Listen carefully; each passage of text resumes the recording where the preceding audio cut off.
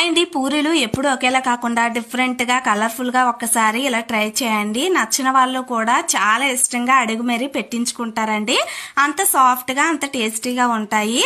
First అయితే beetroot ని, carrot ని, అలాగే పాలకూరని మిక్సీ పట్టుకొని రసాన్ని అయితే తీసుకొని ఇలా గోధుమ పిండిలోని మూడింటిని వేసి కలిపేసుకోండి.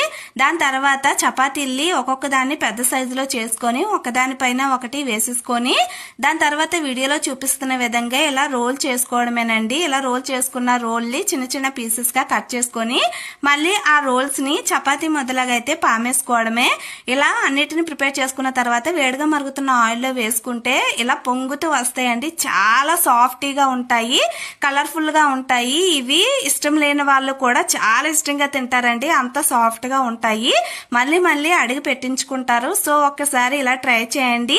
పిల్లవాళ్ళకైనా పెద్దవాళ్ళకైనా గ్యారెంటీగా నచ్చుతాయి. నచ్చితే లైక్ చేసి సబ్స్క్రైబ్ చేసుకోండి.